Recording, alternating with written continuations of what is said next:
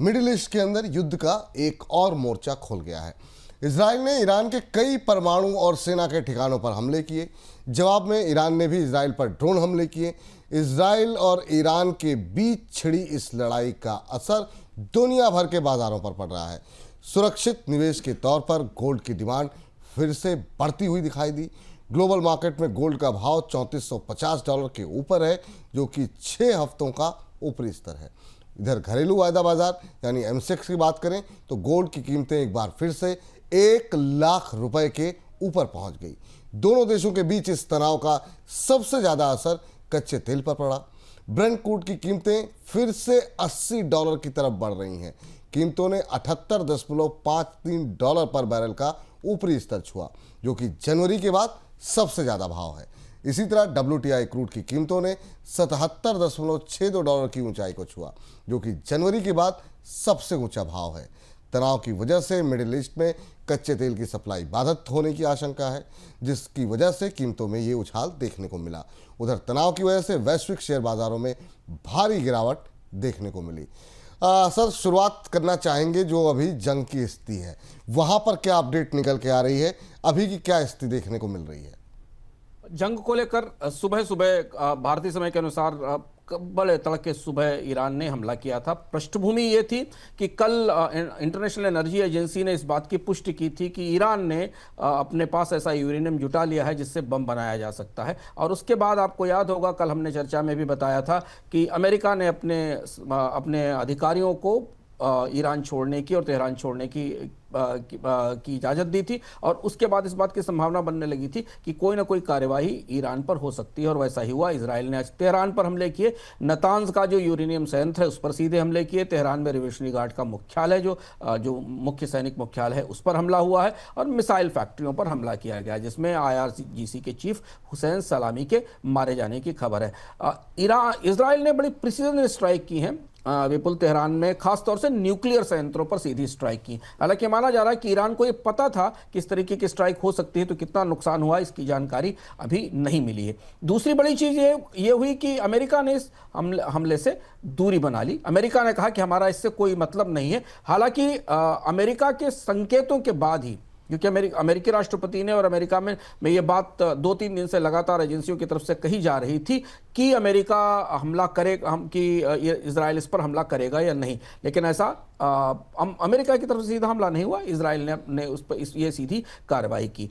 Iran अब पलटवार की तैयारी कर रहा है। ड्रोन हमला हुआ है अभी तक की जो सूचना है, और इसके साथ अब ईरान की तरफ से इस युद्ध में इजराइल पर जवाबी हमले की तैयारी की जा रही है। उस पर ही अब सबकी निगाहें हैं। अमेरिका ने कहा है कि जंग बेहद गंभीर है। समझना जरूरी है कि क्यों गंभीर है विपुल जी, क्योंकि यह मध्य पूर्व की सबसे विस्फोटक जंग है। इस जंग में अब दो सबसे बड़ी ताकतें हथियारों की दृष्टि से आमने सामने आ गई, जिसका एक अपना बड़ा इतिहास है। ईरान एक न्यूक्लियर पावर है, हथियारों का बड़ा केंद्र है, दुनिया में हथियारों का निर्यात भी करता है। उसके पीछे सोवियत, रशिया और चीन भी खड़ा हुआ है। दरअसल आज क्या हुआ, जब ईरान ने हमले का पलटवार करने की चेतावनी दी तो चाइना में डिफेंस कंपनीज के स्टॉक्स ऊपर चढ़ गए। तो अब दूसरी तरफ इजराइल दुनिया की उभरती हुई आर्म्स पावर है, जिसके पास दुनिया के सबसे आधुनिक हथियार हैं। तो इसलिए ये जंग बेहद विस्फोटक और बेहद खतरनाक हो सकती है। दुनिया दम साध कर इस बात का आज इंतजार कर रही है कि ईरान अब इस हमले का जवाब कैसे देता है। सवाल भी अगला ये है कि ईरान की अगली रणनीति को आप क्या मान के चल रहे हैं? अब क्या स्ट्रेटजी होगी? क्या ये युद्ध एस्केलेट करने की कोशिश होगी, ख़त्म करने की कोशिश होगी? अगली रणनीति क्या होगी ईरान की? युद्ध तो एस्केलेट होगा, जो बाजार भी महसूस कर रहा है, सुरक्षा विशेषज्ञ भी महसूस कर रहे हैं, जो हमारी बात हो रही है ग्लोबल स्तर पर, युद्ध एस्केलेट होगा। ईरान 2 तरीके से कार्रवाई कर सकता है जिस पर निगाह है। ईरान सीधे इजराइल के शहरों पर हमला कर सकता है। हालांकि ईरान को यह पता है कि इजराइल के पास बहुत स्ट्रांग, दुनिया का सबसे मजबूत मिसाइल डिफेंस सिस्टम है, तो इसलिए इस बात की संभावना है कि ईरान किसी US बेस पर को निशाना बना सकता है। और अगर ऐसा होता है तो ये जंग किसी दूसरी दिशा में मुड़ जाएगी। इसके अलावा इजराइल के कुछ हिस्सों पर ड्रोन के हमले किए जा रहे हैं। ये एक और बड़ी आशंका है बाजारों को। क्यों तेल इतना अचानक खोलने लगा सुबह से और $80 के ऊपर जाने लगा, $120 के लेवल दिए जाने लगे? उसकी वजह यह है कि ईरान 2 तरह से इस कार्रवाई को संचालित कर सकता है।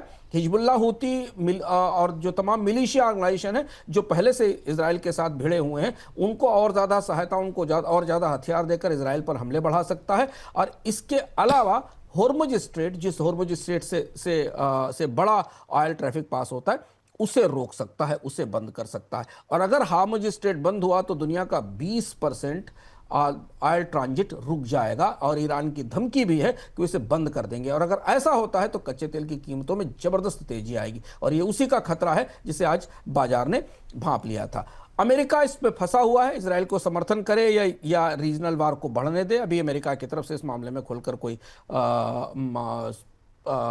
रुख स्पष्ट नहीं किया गया, लेकिन हाँ, ईरान की मदद के लिए चीन और रूस पीछे से खड़े होकर आ सकते हैं। सऊदी और यूएई की स्थिति अभी तटस्थ सी दिख रही है। जी, गोल्ड की अगर बात करें, जिस तरीके की तेजी देखने को मिली, और एक बार फिर से अंतर्राष्ट्रीय स्तर पर भी तेजी है, और घरेलू बाजार में एमसेक्स पर 1 लाख का आंकड़ा फिर से पार हो गया है।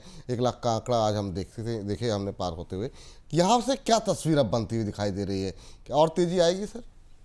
गोल्ड में मजबूती रहेगी, क्योंकि ये जंग अब दो तरह से प्रभावित हो रही है। एक तो गोल्ड की कीमतों में दो के पक्ष में दो स्थितियां पहले से ही थी। अमेरिकी अर्थव्यवस्था में मंदी का खतरा, अमेरिकी ट्रेजरी की साख गिरना, डॉलर में कमजोरी, जो सब चीजें इस जंग के शुरू होने से पहले थी। जंग के बाद सोना $3,3400 पर आउंस के ऊपर पहुंच गया। तो एक तो ये बड़ा दबाव है, और दूसरा डॉलर की कमजोरी भी है, जिस वजह से सोने की कीमतों में लगातार बढ़त और मजबूती दिखाई देती रहेगी। अगर ईरान ने जवाबी हमला किया विपुल जी, और वो जवाबी हमला अमेरिका के बेसिस पे हुआ, हॉर्मुज स्ट्रेट बंद हुआ, या इजराइल के ऊपर कोई सीधा बड़ा मिसाइल हमला हुआ, तो फिर सोने की कीमतों में और ज्यादा तेजी हो सकती है। परिस्थितियों के हिसाब से सोना, हमको लगता है कि अगर ईरान का जवाब होता है तो $3500 के आसपास जा सकता है। क्रूड करीब $100 से $120 के आसपास जा सकता है। ये परिस्थिति तब हमने प्रोजेक्ट की है जब हॉर्मुज स्ट्रेट बंद होगी और वहां से तेल की परिस्थिति बनेगी। लेकिन हाँ, अगर टकराव घटता है, जिसकी भी उम्मीद नहीं दिख रही क्योंकि कोई दखल देने को तैयार नहीं है, तो सोना फिर $3200 से $3300, 3000 से $3200 के आसपास रहेगा। तेल की कीमत जो हमें दिख रही है $75, वो उसके आसपास रहेगी। लेकिन अगर ये रीजनल वार में बदलता है, सऊदी और यूएई भी इसमें उतरते हैं, तब फिर तो परिस्थितियां नियंत्रण से बाहर होंगी। तब कहना मुश्किल है, क्योंकि उस स्थिति में $130 पर बैरल के ऑयल के प्रोजेक्शन हमें मिल रहे हैं। अब क्रूड से जरा गोल्ड से हटके जरा क्रूड की अगर बात करें सर, मतलब बहुत सारे प्रोजेक्शन आ रहे थे, और इस बार तो कुछ लोगों ने $50 तक की बात की थी। ये तो पूरा जो गणित है वही उल्टा होता हुआ दिखाई दे रहा है। फिर से 80 के करीब पहुंचते दिखाई दे रहा है क्रूड। विपुल जी, क्रूड में डिमांड सप्लाई का मिसमैच नहीं है। क्रूड अभी तक, इस जंग से पहले तक ओवर सप्लाई का मार्केट था, सबको पता है। ओपेक देशों ने अपना उत्पादन 4 लाख बैरल प्रतिदिन के आधार से बढ़ाया था, और दुनिया में जितना क्रूड चाहिए उससे ज्यादा उत्पादन बाजार में उपलब्ध है, और इसीलिए कच्चे तेल की कीमतें $62-63 ब्रेंट के आसपास चल रही थी। ये जो घटनाक्रम है, घटनाक्रम पूरी तरह जियोपॉलिटिकल सिचुएशन से जुड़ा हुआ है। यहां तेल का उत्पादन कम होने का डर नहीं है, बल्कि तेल की आपूर्ति बाधित होने का डर है। जैसा हमने आपसे बार बार अभी चर्चा में कहा कि एक तो जो रेड सी में हूती अभी तक 190 से ज्यादा हमले कर चुके हैं। एशिया यूरोप के जहाजों को पहले से, विपुल जी आपको मालूम है कि बड़े चक्कर लगाने पड़ रहे हैं, 10 से 14 से 15 दिन तक का चक्कर लगाना पड़ रहा है, क्योंकि पूरा रेड सी जंग का मैदान बना हुआ है। तो पहले ही शिपिंग कंपनीज की जो रिस्क प्रीमियम है वो 15 से 20% बढ़ चुका है। अब हॉर्मुज स्ट्रेट, जहां से दुनिया का 20% ऑयल ट्रैफिक गुजरता है, जहां पर ईरान उसे बंद करने की धमकी दे रहा है। आज यूके ने हॉर्मुज स्ट्रेट में जो रिस्क का वेटेज था, या रिस्क की जो चेतावनी थी, वो बढ़ा दी है। यह भी कहा जा रहा है कि ईरान ने प्रायोगिक तौर पर हॉर्मुज स्ट्रेट के आसपास चलने वाले जीपीआरएस नेटवर्क को रोक भी दिया है। ऐसी स्थिति में फ्रेट रेट पहले से ही 40% बढ़ गए हैं दुनिया की शिपिंग इंडस्ट्री के। बीमा लागत दोगुनी हो गई है मई की तुलना में। ये वो परिस्थितियां हैं जो परिस्थितियां कच्चे तेल की कीमत को खौला रही हैं, या उसे $110-120 की तरफ ले जाने की चेतावनी दे रही हैं। तो सप्लाई बाधित होने का खतरा है, और सप्लाई बाधित होने के खतरे से जो पूरे एशिया को आने वाला तेल है, भारत को और चीन को आने वाला तेल, इस पे असर पड़ेगा। घटना ज़्यादा बढ़ी तो भारत के लिए बहुत बड़ी चुनौती हो सकती है, क्योंकि भारत के पास उतना बड़ा स्ट्रेटेजिक रिजर्व नहीं है। चीन के पास करीब 90 दिन का स्ट्रेटेजिक रिजर्व उपलब्ध है कच्चे तेल की मौजूदा सप्लाई का। अगर स्ट्रेट बंद होती है और कच्चे तेल की आपूर्ति रुकती है तो फिर भारत में के लिए ये चिंताजनक बात होगी, और उसका उसी का असर हमने आज बाजारों पर शुरुआत में देखा था। ये आखिरी टिप्पणी इसी पर सवाल है सर मेरा कि बाज़ारों के लिहाज से आप कैसे देख रहे हैं, क्योंकि जो हमारी तमाम कैलकुलेशन बैठी हुई है और जो तमाम लोग मैक्रो को देखते हुए काफ़ी पॉजिटिव भारतीय बाज़ारों को बता रहे थे भविष्य के लिए, अगर ये कच्चा तेल लंबे समय तक या 2-4-6 महीने तक ऐसा रहा तो सारी कैलकुलेशन बिगड़ जाएगी, चाहे वो इन्फ्लेशन को लेकर के हो, ग्रोथ प्रोजेक्शन को लेकर के हो। क्या ये बाज़ार के लिए एक नई चुनौती बन सकता है कच्चा तेल?